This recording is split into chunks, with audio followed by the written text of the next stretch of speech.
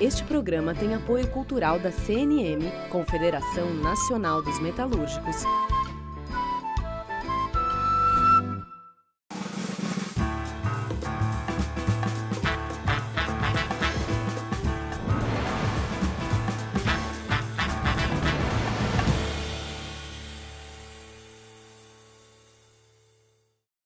Olá, começa agora mais um Entrevistas, aqui na TVT, com uma entrevistada em sua casa e comigo na minha, porque obedientes ao que determinam as autoridades sanitárias em tempos de pandemia.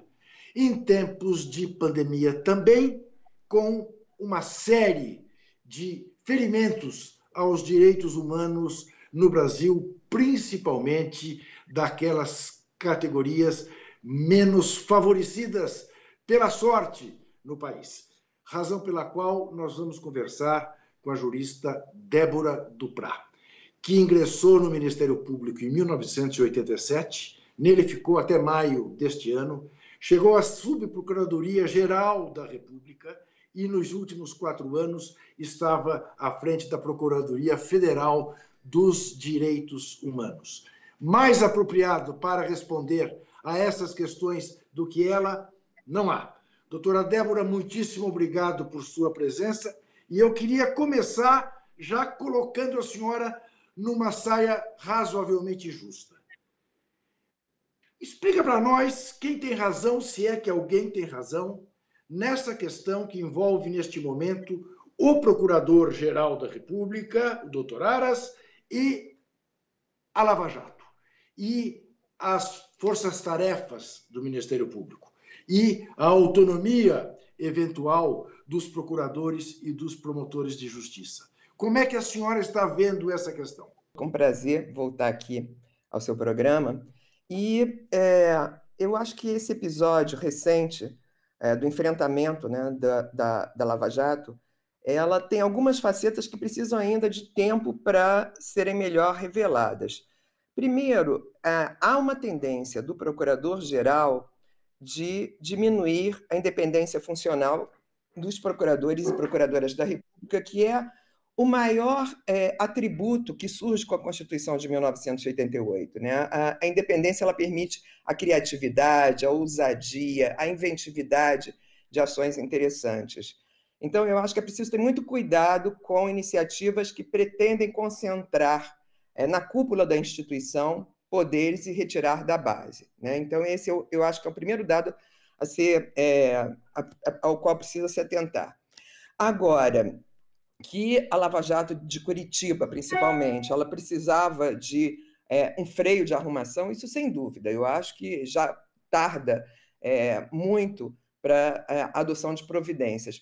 Eu acho que quando a gente fala de Lava Jato, a gente também generaliza de uma maneira simplista. Eu acho que temos pessoas, né? A Lava Jato ela virou uma marca, ela existe em outros estados que não Curitiba, com atuações e práticas diferentes. Então, eu acho que temos que centrar em pessoas, em iniciativas, como era a criação daquela fundação. Isso tudo é uma disfuncionalidade, é algo que está fora da concepção de atuação de Ministério Público.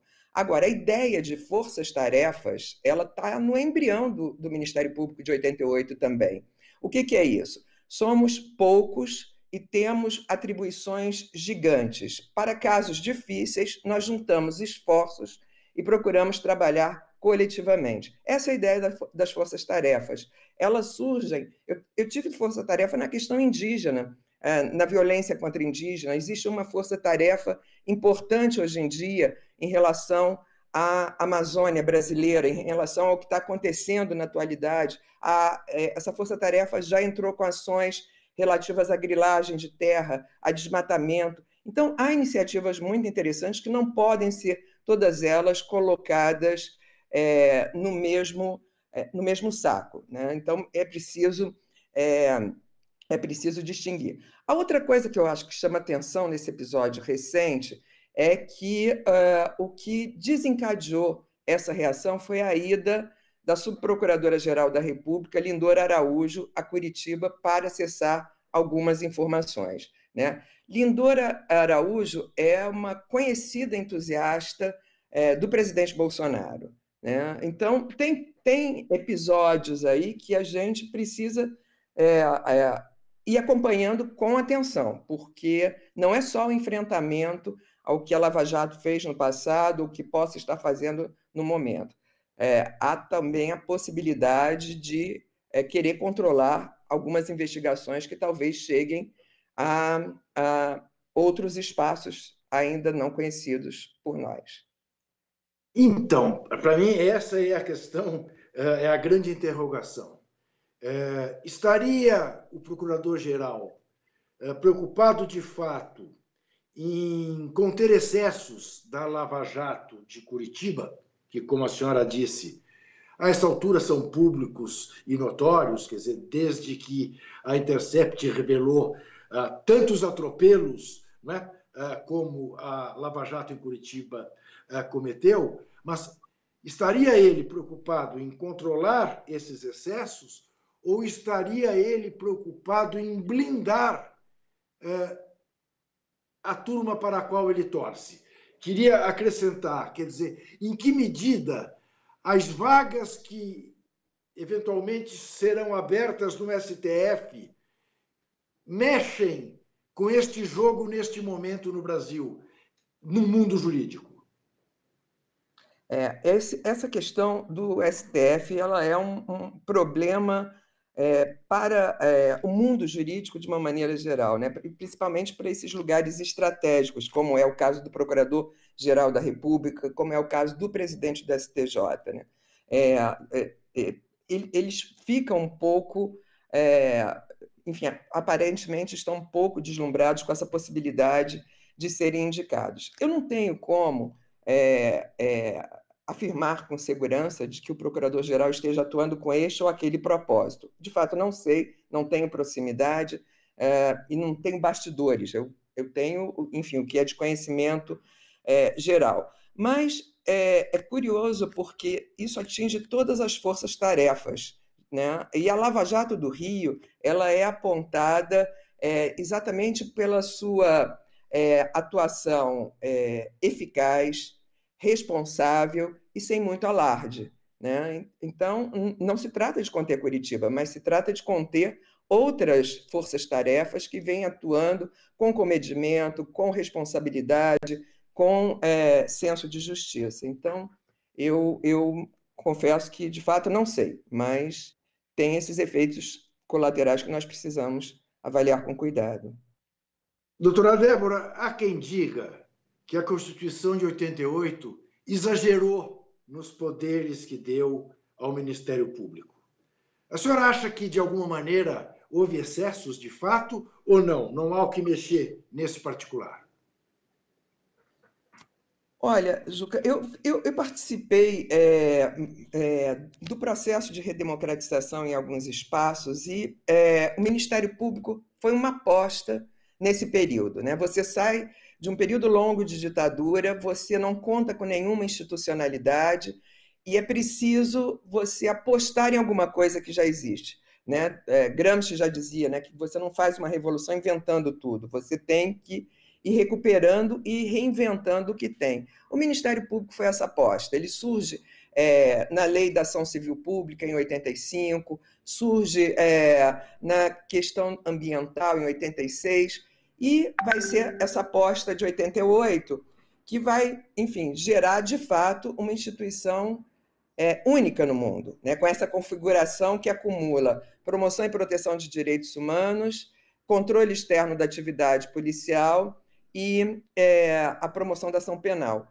Isso tinha uma ideia que vem desses movimentos sociais muito interessante, que você, ao juntar essas três atribuições, você aumenta a possibilidade de defesa e proteção de direitos humanos, porque você redireciona o direito penal, ele não é mais um direito penal que atinge pobres periféricos, né? E você controla a polícia que, historicamente, esteve direcionada contra esses grupos. Então, são três ideias que elas estão absolutamente relacionadas entre si.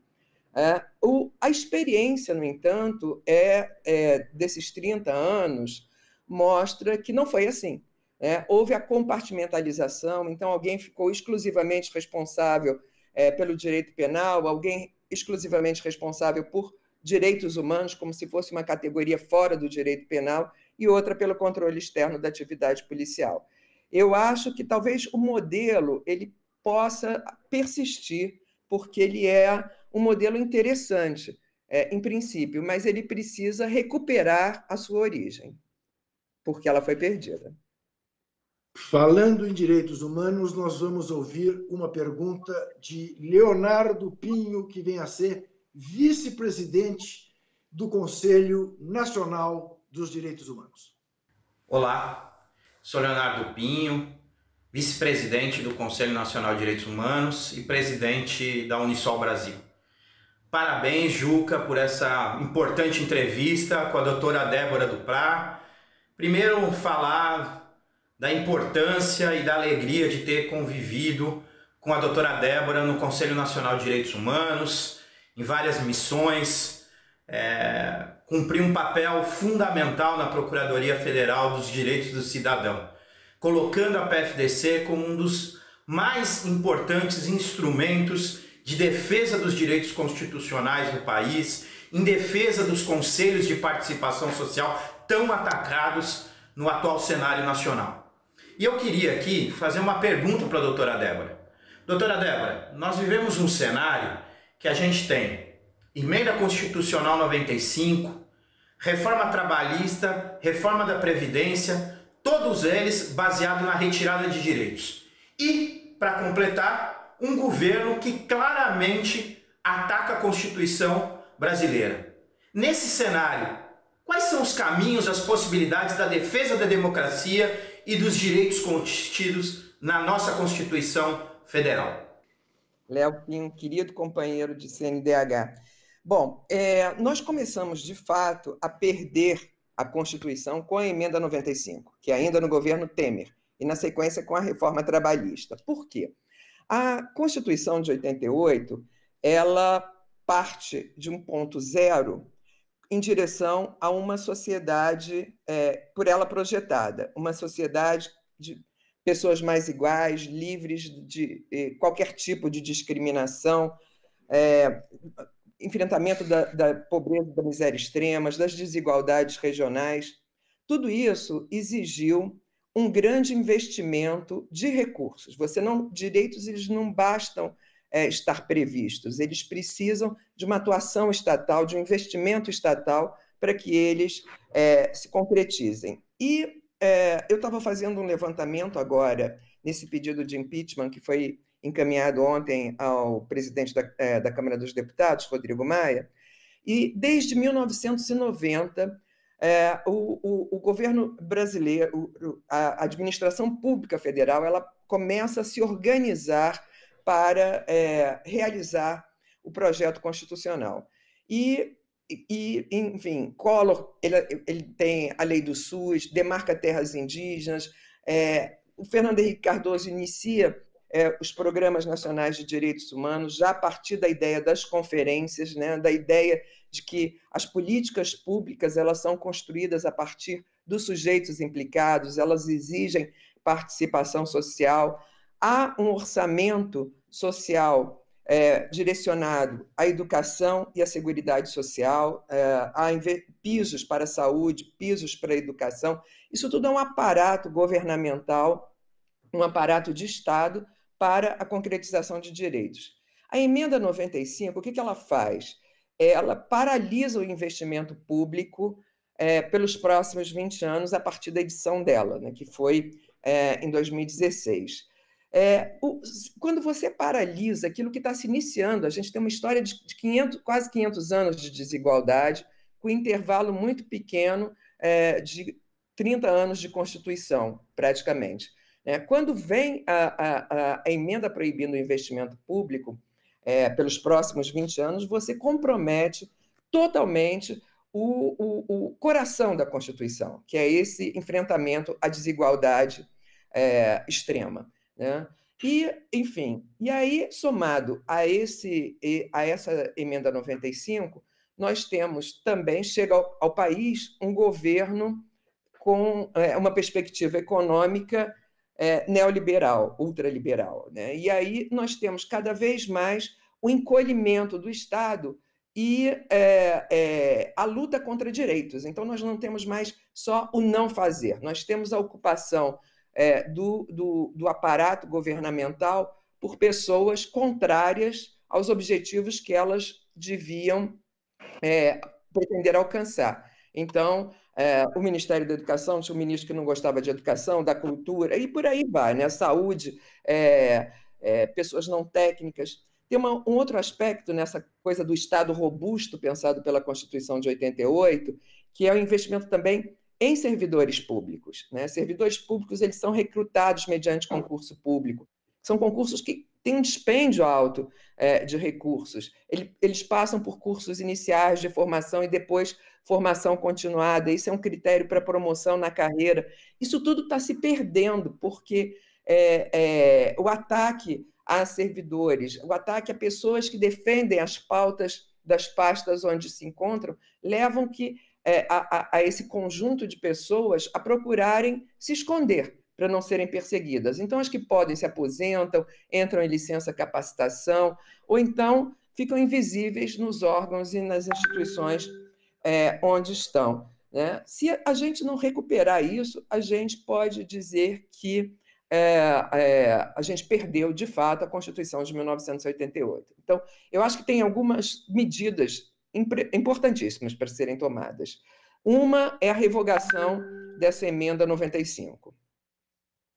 Eu vou querer que a senhora aprofunde essas questões, porque me interessa muito saber como reverter isto aí no próximo bloco, porque eu preciso fazer o nosso primeiro intervalo. E sempre lembrando agora, você que é membro do canal da TVT no YouTube e apoia a TVT e a Rádio Brasil Atual pelo Catarse, agora tem 40% de descontos nos livros do site da livraria da editora Expressão Popular.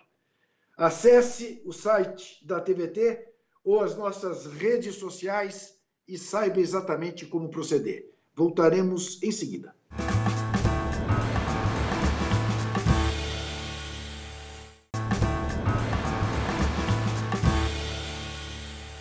Converso com a doutora Débora Duprá, que eu já disse, ingressou no Ministério Público em 87, nele ficou até maio deste ano, foi subprocuradora-geral da República, assumiu a Procuradoria-Geral da República em determinado momento e vem há 4 anos na área da Procuradoria em Defesa dos Direitos Humanos. Mas, doutora Débora dizia da necessidade da revogação do artigo 95 e ia continuar em relação a que a gente possa pensar um futuro do Brasil em que a Constituição de 88, a chamada Constituição Cidadã do Dr. Ulisses Guimarães, volte a imperar. Então, eu queria que a senhora terminasse o seu raciocínio. Uma das providências é essa de revogação da emenda 95 pelo Congresso Nacional, ou então estão no Supremo Tribunal Federal 6 ações diretas de inconstitucionalidade, né? As políticas de austeridade, elas foram adotadas na Europa, nos Estados Unidos, logo depois da crise de 2008, e elas vêm sendo avaliadas tanto por órgãos de direitos humanos, como também por órgãos ligados à economia. E o Conselho Nacional de Direitos Humanos da ONU, Conselho Europeu de Direitos Humanos, Comissão Interamericana de Direitos Humanos, e há uma conclusão, em geral, de que as políticas de austeridade centradas nesses 3 eixos,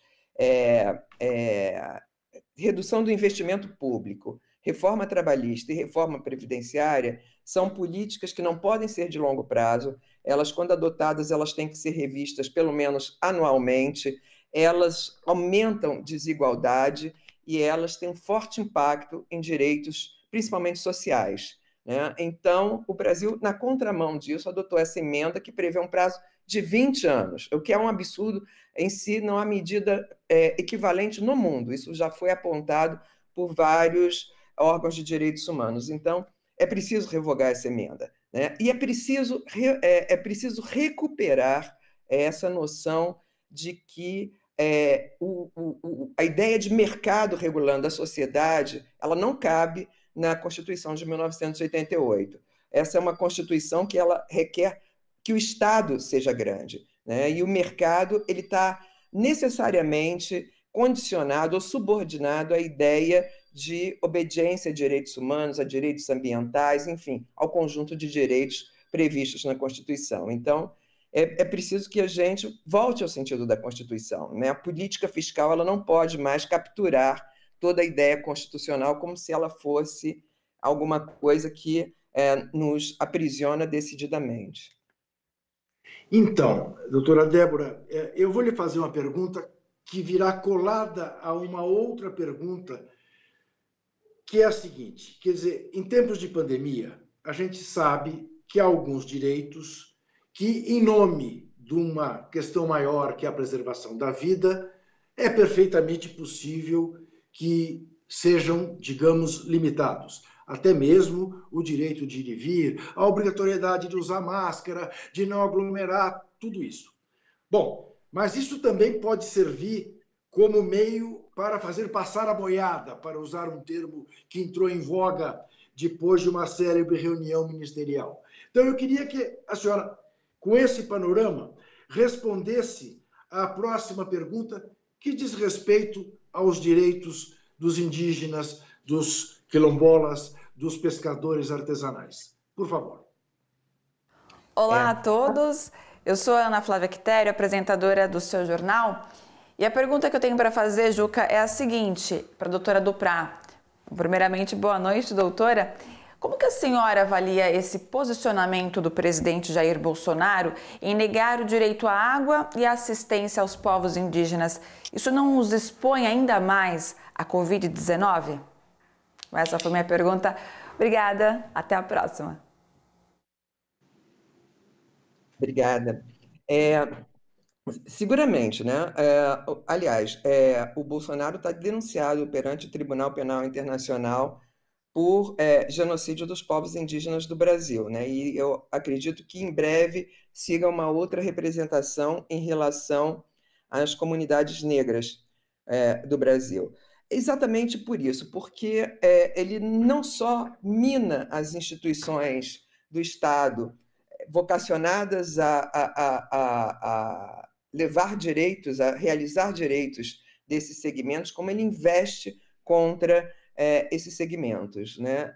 Primeiro, lembrando que quando a pandemia chega, nós já temos uma precarização da saúde dessas populações de uma maneira geral. Quem atende populações, principalmente de regiões remotas, na Amazônia brasileira, mas mesmo nas periferias brasileiras, foi o programa Mais Médico com a vinda dos médicos cubanos. Os médicos cubanos aumentaram a cobertura do atendimento à saúde, atendimento primário à saúde, de 4 mil municípios para 18 mil municípios. Quando eles saem, não se conseguiu mais recuperar o programa. Então, essas comunidades, principalmente comunidades quilombolas, já estavam desassistidas, mas também comunidades indígenas, em termos de presença de médicos, né? A mesma coisa acontece no interior do Brasil. Por isso que a explosão de mortes no interior, ela agora é resultado do aumento também dessa desigualdade regional no acesso à saúde, né? Mais impacto pela ausência de médicos. A saúde indígena, ela compõe um subsistema do SUS. Ela foi sendo aumentada ao longo do tempo, tendo postos de saúde em todas as áreas, distritos sanitários especiais indígenas. Só que quando o Bolsonaro assume, a primeira coisa que ele faz é desorganizar completamente a política indígena, né? Sai do Ministério da Justiça, passa para o Ministério da Agricultura e Pecuária, que exatamente desenvolve uma política contrária aos indígenas, e, enfim... E também em relação à saúde indígena.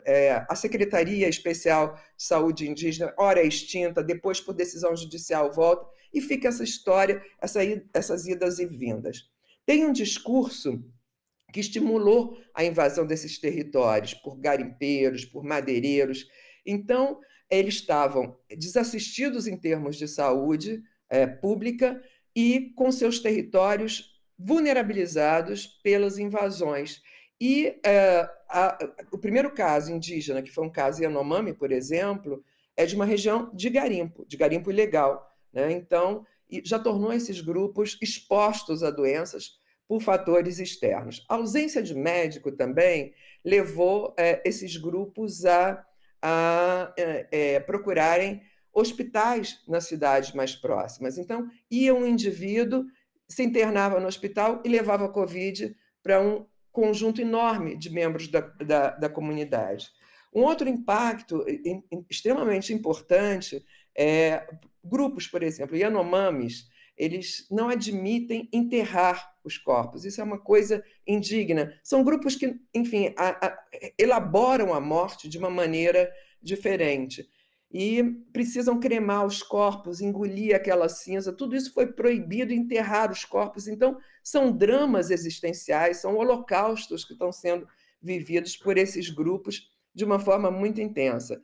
E, mais recentemente, esse veto absurdo, né, de um PL que buscava exatamente, reconhecendo a fragilidade desses territórios, né, de indígenas, quilombolas, populações tradicionais, levar um pouco de atenção, né, e isso tudo foi vetado. É uma coisa impressionante, porque nem a aparência de empatia, de aparência de cuidado. Isso quando o mundo todo está voltado para a questão indígena, né? Sabe-se o que passa no Brasil, mas não há nenhuma preocupação em esconder esse mal-estar com esses grupos, né? Enfim, infelizmente, é um absurdo. Eu tenho para mim que alguma coisa passa de muito mal, de muito grave com esse país, de muito doente com esse país, para Bolsonaro persistir na presidência da República. Doutora Débora, isso significa dizer que o ministro Gilmar Mendes não cometeu nenhum exagero ao associar, infelizmente, o Exército Brasileiro a esta prática genocida? Eu acho que não cometeu exagero algum, porque o que nós temos é uma militarização do Ministério da Saúde, né? Se os militares eles aceitam tomar conta de lugares para os quais não foram capacitados, áreas que que tiveram conhecimento técnico acumulado, eu acho que são responsáveis, sim. Tem um detalhe, Juca, muito interessante, é que o Brasil, eu acho que em 2005, aderiu a um regulamento sanitário internacional. Esse regulamento ele tem em conta exatamente as pandemias. Ele vai reconhecer que há uma grande mobilidade entre os estados nacionais, entre as pessoas e as mercadorias, e que isso pode fazer com que um vírus ele se dissemine e atravesse fronteiras. Então, é preciso ações estratégicas para conter pandemias. E coloca como órgão central a Organização Mundial da Saúde. E pedem que cada estado parte indique um ponto focal, né? Então, o Brasil aderiu a esse regulamento, e esse regulamento ele vai sofrendo alterações ao longo do tempo, porque, enfim, pelas dinâmicas mesmo da vida. Em janeiro desse ano, o governo Bolsonaro ele aprovou as alterações havidas no regulamento. E a indicação da autoridade central é o Ministério da Saúde e a Secretaria de Vigilância em Saúde, né? Isso é um compromisso internacional que foi assumido pelo Brasil, né? Começa a pandemia, a Secretaria de Vigilância em Saúde começa a atuar e, de repente, o presidente da República desautoriza os profissionais do Ministério da Saúde, enfim, despede ministros, acaba com qualquer credibilidade na informação, porque nem as evidências científicas são mais respeitadas, e desmonta todo o regime, digamos, de compromisso assumido entre os Estados partes da Organização Mundial da Saúde, porque não há informações fidedignas, não há enfrentamento com base em evidências, não há profissionais capacitados. Então, sim, eu acho que essa mortandade que nós vemos hoje no país, o segundo país no mundo em número de contaminados e em número de mortos, deve sim ser atribuído ao governo Bolsonaro e, certamente, àqueles que ocupam o Ministério da Saúde sem qualificação técnica para tanto. A senhora fez referência ao fato de o país estar doente, da gente ficar perplexo, porque ainda subsiste essa gente no governo. Eu lhe pergunto, além da doença, e da doença física, e da doença que causa mortes, em que medida a senhora acha que isto também fragiliza a recente democracia brasileira?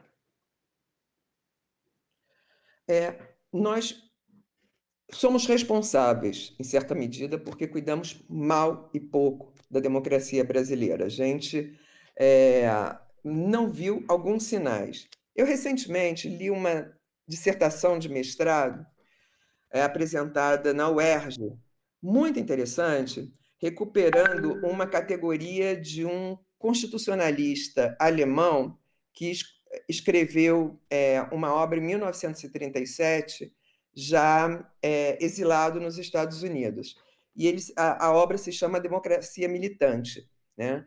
Então, ele vai falar da perplexidade que a democracia, ao mesmo tempo que ela tem aquilo que é o seu maior êxito, que é a tolerância com todas as ideias, é também a sua fragilidade, porque ela permite que cheguem ao poder pessoas e governos, né, pessoas e partidos que anunciam que vão destruir a democracia. E ele falava isso a respeito da chegada do fascismo na Europa, né? Como é que o fascismo chegava pelo voto e a democracia não tinha medidas para conter a chegada do fascismo, né? E o fascismo ele derrota exatamente uma das principais características da democracia, que é a capacidade de corrigir as escolhas feitas, né? Porque se ele destrói a democracia, ele destrói as eleições e a possibilidade da revisão das escolhas feitas no passado.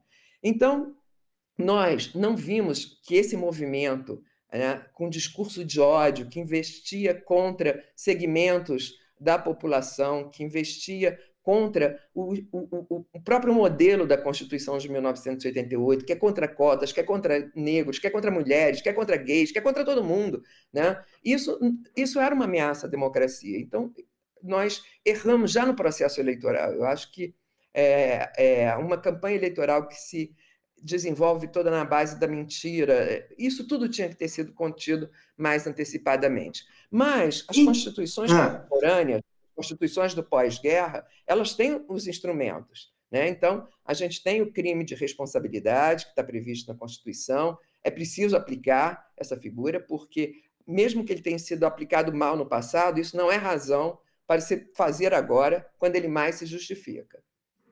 Então, doutora Débora, o Ministério Público, especificamente, o Ministério Público tem um papel em defesa da democracia? Enorme, enorme. Se a gente fala que o conceito de democracia, ele é um conceito em disputa, né? Ele é um conceito que ele vai sendo remodelado e ele vai ganhando contornos com cada constituição de cada país.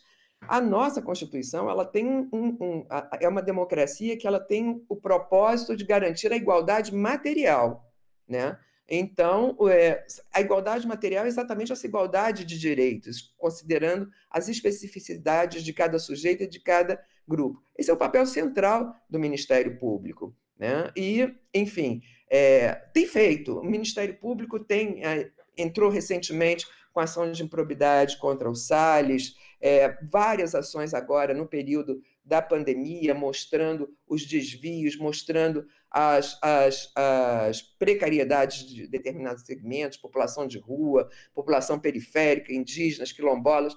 A base tem se movimentado e tem feito muita coisa para salvar a democracia. Isso eu sou testemunha. O procurador-geral tem um papel importante, né? Isso, de fato,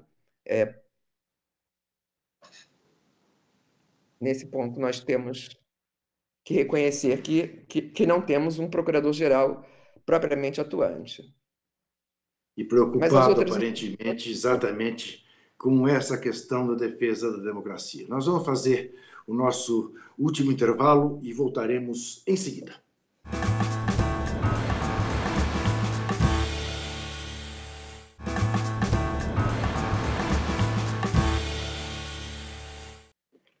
Estamos conversando com a doutora Débora Duprá sobre esta situação em que o país se encontra do ponto de vista da defesa dos direitos humanos, do ponto de vista da legalidade. Doutora Duprá, eis que não bastasse o doutor Ricardo Galvão, do INPE, ter sido exonerado depois de ter mostrado o tamanho do desmatamento que acontecia no Brasil em 2019, agora foi a vez da pesquisadora Lúbia Vinhas ser vítima da mesma, não da exoneração, mas, enfim, foi retirada do cargo ao denunciar o tamanho do desmatamento entre junho do ano passado e junho deste ano. Mais uma vez, quebra-se o termômetro do INPE em vez de se cuidar da febre. Lhe pergunto, o que, se é que, o Ministério Público pode fazer num caso como este? Pode fazer muita coisa, né? Esse é um governo que ele tem problema, de uma maneira geral, com a informação, com a transparência, né? Que é um predicado da administração pública, tem uma lei de acesso à informação. Esse é um governo que procura ocultar todo tipo de informação. Então, acontece com desmatamento, mas eu me recordo de uma pesquisa da Fiocruz a respeito de drogas que mostravam um aumento no consumo de opiáceos no Brasil e que é contrária à política do governo, que era uma política contra o crack. Essa política também o Osmar Terra, na ocasião, se recusou a divulgar. Enfim, agora mesmo na pandemia houve uma outra lei tentando negar acesso à informação ou dificultar o acesso à informação, que foi barrada pelo Supremo. Em todas essas questões, houve algum tipo de ação do Ministério Público garantindo a transparência, né? Pedindo que fosse garantida a transparência, isso, de uma maneira geral, vem tendo resultados satisfatórios no Poder Judiciário. O que o Ministério Público não consegue fazer, né, é exatamente esse movimento em relação a pessoas, né? A tirar pessoas técnicas para colocando no seu lugar pessoas que não vão fazer nada. Isso é um fenômeno que acontece no INPE, mas acontece em toda a administração pública, né? O IBAMA, o ICMBio, eu não me recordo agora qual deles, 2 superintendentes foram afastados imediatamente após uma operação no sul do Pará para conter avanço de madeireiras e garimpos em área indígena e unidade de conservação. Então, tem esse movimento de afastar os profissionais que atuam nas fiscalizações, atuam nas matérias, para colocar em seu lugar alguém que não vai fazer, né? Então, e tem uma outra dimensão nesse fenômeno que não pode ser esquecida, que é esse ultraliberalismo do Guedes. Está tudo junto, né? Porque o ultraliberalismo ele prevê um mundo sem regulações, né? Em que o mercado é livre para atuar sem constrangimentos. Então, você não tem um constrangimento de uma demarcação de terra indígena, você não tem um constrangimento de uma medição de desmatamento. Isso é uma ideia, como vem se mostrando na atualidade, absolutamente destruidora do país e absolutamente equivocada, né? A pandemia, se ela tem se nos auxilia em alguma coisa, é pelo menos para refletir que o mercado ele não funciona a não ser em condições muito ideais, né? Agora mesmo, se não fosse o Estado recuperando, inclusive, a própria economia, nós estaríamos numa situação provavelmente mais difícil do que estamos.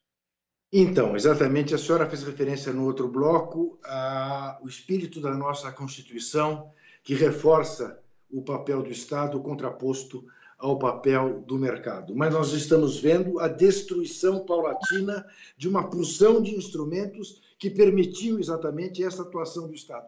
Como a senhora imagina, prevê, que possa haver a reconstrução disto tudo quando voltarmos à normalidade e termos um governo que pelo menos não seja terraplanista? É muito interessante porque o mundo se dá conta de que nós não podemos viver com esse modelo que vinha sendo desenvolvido no mundo, né? O mundo viveu políticas de austeridade, o mundo viveu esse modelo de desenvolvimento que tem um forte impacto no meio ambiente. Isso tudo precisa ser revisto. Sociedades desiguais, elas precisam de Estado forte, porque só o Estado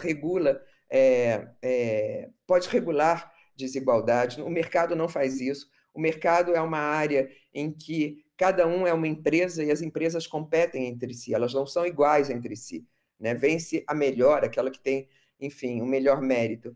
Então, tem que recuperar essa ideia, que foi uma ideia que surgiu no pós-guerra. Eu acho que a gente vive uma situação muito parecida com a Segunda Guerra Mundial, em que os estados destroçados eles vão adotar a política do bem-estar social, né? É um movimento que surge mundo afora para a recuperação e o fortalecimento dos estados e a garantia de direitos. Então, eu acho que a gente está vivendo talvez um segundo momento dessa história, né, depois de políticas neoliberais mundo afora. Agora, nós temos que recuperar, não há como, especialmente num país como o Brasil, conviver com tanta desigualdade, admitindo que o Estado esteja ausente. Eu acho que esse é o primeiro objetivo. Não adianta dizermos que aceitamos qualquer coisa com a saída do Bolsonaro. Eu acho que nós precisamos ter projetado que nós queremos preservar o espírito da Constituição de 88. O secretário nacional do combate ao racismo da CUT tem uma pergunta para a senhora.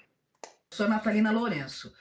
E primeiro eu quero agradecer o convite, Juca, muito obrigado pela possibilidade de participar do teu programa, mas também pela possibilidade de intervir aqui com a procuradora Débora Duprá, notoriamente conhecida em defesa dos direitos humanos, uma pessoa que é intransigente na luta em defesa dos direitos humanos. E eu queria falar um pouquinho, procuradora, sei que a senhora não está mais procuradora, mas vou me referir assim à senhora. Eu queria falar sobre a letalidade policial, principalmente aqui no Brasil, e aí falar de São Paulo, né? Nós temos assistido agora em 2020 assustadoramente o salto da violência policial na periferia, principalmente contra a população negra. Desde o assassinato do garoto Guilherme, que comprovadamente foi feito por disparos da polícia militar, até a imagem estarrecedora de um policial pisoteando o pescoço de uma mulher de cerca de 50 anos, com todo o peso do seu corpo. E aí me fez pensar que George Floyd é aqui, né? Todos os dias, a cada 23 minutos, nós temos um George Floyd aqui no Brasil. Então, minha pergunta é, primeiro, a senhora atribui ao quê essa violência policial contra as pessoas negras? E a segunda é, quais as saídas para enfrentarmos esta letalidade? Muito obrigada. Bom, a polícia, né, a gente tem que lembrar a formação do Brasil, é uma formação já inaugurada com violência, que é o episódio da conquista, seguido da escravidão, de uma formação de Estado Nacional que organiza essa ideia de centro, esse centro branco, contra as periferias. É o centro que vai se proteger contra as suas periferias, que cria uma polícia, que cria um direito e que cria todo um aparato de Estado para a proteção dos centros contra a periferia. Então, é uma polícia que foi, historicamente, treinada para atacar esses segmentos, né? Enfim, a população mais pobre, a população negra, em determinados momentos, orientação sexual, gênero, enfim, tudo aquilo que o centro considerava periférico. Como eu estava falando há pouco, o que a Constituição tentou mudar foi o controle da polícia, né, pelo Ministério Público. E o meu primeiro episódio na Procuradoria Federal dos Direitos do Cidadão foi relativo à Polícia de São Paulo, que curioso, porque eu entrei uma semana depois da saída do cargo, da suspensão da presidenta Dilma do cargo. E, na ocasião, a gente estavam pipocando manifestações no país inteiro. E eu estava em São Paulo, tinha ido para um debate na OAB São Paulo, e lá embaixo eu vi a polícia, enfim, atuando e chegando perto de mim, adolescentes sangrando, muito machucados. E nos próximos dias ia ter um evento que é a passagem da tocha olímpica, eu acho, paralímpica, não me recordo, ia haver uma outra mobilização muito grande. E aí eu fiz um ofício ao então governador de São Paulo, dizendo: eu estou instaurando um procedimento para investigar a atuação da sua polícia e vou pôr gente na rua. Foi o primeiro procedimento administrativo que eu tive que responder, né? Porque disseram: não, isso não é um problema seu, isso é um problema do Ministério Público de São Paulo. E aí o Léo Pinho, que estava há pouco falando no Conselho Nacional de Direitos Humanos, nós fizemos um ofício a todos os ministérios públicos para saber como eles controlavam a atuação da atividade policial em operação ostensiva, essa operação de policiamento. Nenhum Ministério Público controla, né? Então, esse é outro desvio que eu digo que a gente, do desenho constitucional do Ministério Público. Ninguém controla polícia, né? Nós não temos as coisas mais primárias, que é um GPS, o rastreamento, a identificação do policial. Nós não temos dados elementares, só qual o trajeto, tudo é meio... fica tudo num plano da ausência de direito, num plano da obscuridade. Nós temos que ter mecanismos, e tem, né? Tem recomendações pensadas no mundo todo para diminuir letalidade policial, né? A polícia, no desenho constitucional, ela é uma instituição pensada para usar o mínimo de violência.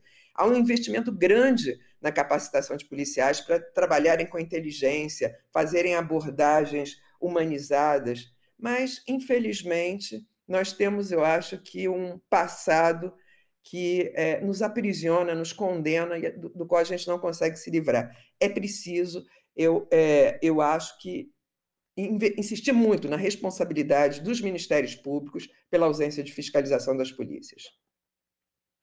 Está aí uma crítica aos governos populares também, doutora Débora, em relação a não ter mexido na militarização das nossas polícias? Com certeza. Eu dou um exemplo, eu dou como exemplo uma chacina que aconteceu na Bahia, a chacina do Cabula, né? É uma execução policial de jovens negros da periferia, uma coisa bárbara, absurda, e governo do PT, né? E a polícia sendo homenageada no dia seguinte. A polícia, infelizmente, tal como se falava de força-tarefa, a polícia ela é algo absolutamente livre de controle. Aliás, Ceará, agora, recentemente, né, o episódio, enfim, do Ceará, ele é uma demonstração de que ninguém controla a polícia. E fica mais complicado, né, doutora Débora, como a gente vê num estado como São Paulo, cujo governador se elegeu na onda do bolsonarismo, do Bolsodória, dizendo que no governo dele bandido ia entrar em posição deitada no cemitério. Agora, tentar fazer o controle desta polícia, aparentemente uma polícia que ele não... da qual ele é refém, em bom português, aparentemente, não é? E aí tudo fica mais complicado, não? Sim, sim. A gente tem que pensar que uma polícia em si já violenta, ela encontrou um caldo muito, muito favorável ao máximo da violência sem nenhum controle, né? Esse discurso ao qual você se refere, né, de bandido bom é bandido morto, vou atirar na cabecinha, ele virou jargão policial. Eu acharia até interessante um dia vocês acompanharem uma sessão em que a bancada da bala ela se expressa. É uma coisa de assustar, porque é um sentimento mesmo de que tem que armar a população, tem que matar. É a história da necropolítica mesmo, não basta mais você disciplinar os corpos, você tem que eliminar. Então, além de incontrolável, perigosa e, enfim, contando hoje em dia com uma quantidade de armas que fatalmente irá parar nas mãos de milícia. Então, nós temos um Estado necropolítico mesmo, né?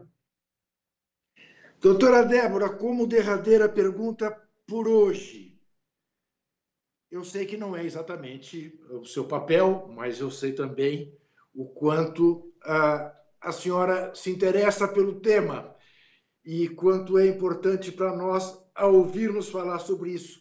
Como é que a senhora olha para esses movimentos de frente ampla que hoje estão postos no país? Olha, bom, eu acho que qualquer frente, eu acho que é muito interessante, eu acho que juntar gente para manifestar, mas eu sou um pouco crítica, assim, cabe todo mundo, né? Vamos abrir mão de qualquer coisa para somar o máximo possível. Eu acho que nós temos que ter pelo menos compromissos mínimos. Um que eu não abro mão, e eu acho que é preciso que a gente tenha um certo acordo para juntar pessoas, é o modelo de Estado que se espera passado essa devastação, né? Eu não sou a favor de frentes amplas sem compromisso com o futuro, frentes que falam bonitinho sobre saúde, mas não pensam no fortalecimento do SUS, né? Então, eu acho que é sempre bom você juntar gente, eu sou entusiasta de ruas, de movimentos, mas eu acho que é preciso ter um mínimo de compromisso com um modelo de sociedade. Quer dizer, o economista liberal não cabe. Nunca, nunca, nunca. Assim, sendo muito honesta, eu não faria parte de um movimento para tirar o Bolsonaro e colocar o Dória, por exemplo, né? O Luciano Huck. Eu não vejo o menor sentido, a não ser uma face mais ostensiva, né? Uma face antidemocrática mais ostensiva do que uma mais bem cuidada. Não, eu não faço parte dessas frentes. Eu tenho um compromisso com o modelo de sociedade. Disso eu não abro mão. Doutora Débora Duprat, muitíssimo obrigado por mais esta entrevista. É sempre muito bom conversar com a senhora. Faremos outras. Você que nos assistiu até agora, saiba que quinta-feira que vem estaremos de volta neste mesmo canal, nesta mesma TVT, às 15 para as 10 da noite, no YouTube, nas redes sociais, a cada momento, de onde for que você estiver. Lembrando sempre que desesperar jamais. Este programa tem apoio cultural da CNM, Confederação Nacional dos Metalúrgicos,